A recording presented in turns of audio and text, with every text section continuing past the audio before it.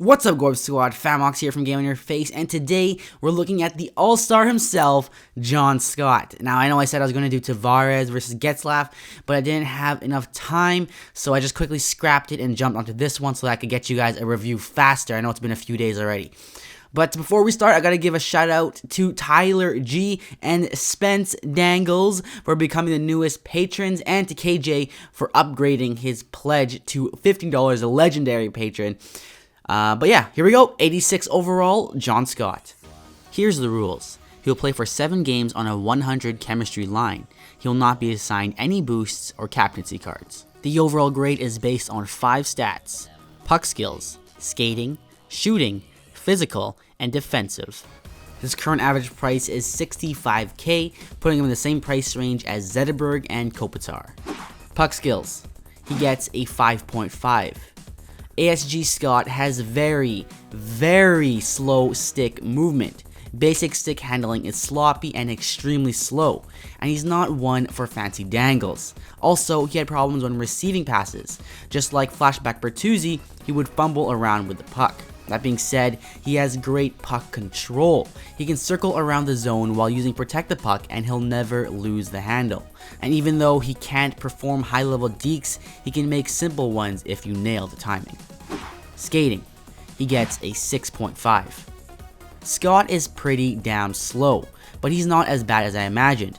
For the first minute of his shift, he can deliver a decent speed burst. Unfortunately, it fades quickly, and then the decline begins. I found that ASG Scott's fatigue levels were off the charts. He brought his line into the red real fast and took long to recover. Shooting. He gets a 7.5. All-Star Game Scott has a rocket of a slap shot. If he gets time to wind up, he can really let it fly. Almost all his goals came from slappers or one-timers. He also created a ton of rebound goals when shooting it at the goalie's pads. However, his wrist shot release was pretty slow, and his shot overall wasn't the most accurate. Another thing I want to add, which I've never noticed with other players, is that his stick break frequency is extremely high. This could have just been a string of bad luck, but his stick broke 4 times in 7 games. Physical. He gets a 10. The 6'8 beast doesn't disappoint in the physical department. He's rock solid on his feet, and it's almost impossible to knock him down. He can power straight through opposing defense and is super effective when it comes to just crashing the net and picking up garbage goals. And unlike Bertuzzi, he can easily crush players that get into his space. Sometimes guys would fall over just for running into Scott, even without me deliberately hitting them. Defensive. He gets an 8.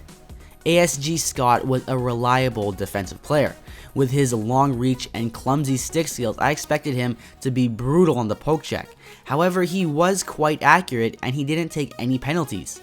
He wasn't the greatest at intercepting passes, but I'd classify him as good enough. Total points. In 7 games, he got 4 goals and 1 assist for a total of 5 points. His overall grade comes to 7.5 out of 10, or 75%. I was pleasantly surprised with Scott's play. He has superhuman strength and a powerful shot that can get him goals when he gets the opportunity. He may not be the guy to create the play, but I can rely on him to finish it. Of course, his lack of puck skills and skating ability might be concerning for a 65K card, but I honestly don't think you would be disappointed with him, as long as you know how to use him and already have a decent team. All-Star Game Scott is definitely a luxury player.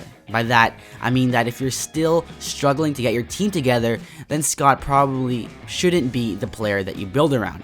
But if you are already pretty satisfied with your squad, then ASG Scott could make a perfect complementary guy for your 3rd or 4th line to add size and grit without sacrificing too much scoring power. Much better than Flashback Bertuzzi, and also much cheaper. So that concludes this review. There is no community review since I switched players at last minute, so sorry for that again, especially to those that were looking forward to a Tavares versus Getzlaf showdown. I will eventually bring that matchup back in the future, but right now I'm looking at Roenick versus Clark, the new legends. Of course, it will be up to the patrons to vote, but I think that's what they will go for. Also, a quick shout out to Ryder Pride for letting me borrow his Scott for this video. And no, I did not forget the Flashback Bertuzzi giveaway. I know you guys have been asking, and I drew the winner. It goes to @Radamo03 on Twitter. So yeah, message me to claim your winnings. Anyways, I hope you enjoyed this and found it helpful.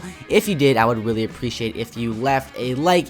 And if you're new, don't forget to subscribe to join the Golf Squad, where I provide in-depth reviews so you can make informed decisions. I'm Famox, and I'll see you in the next one.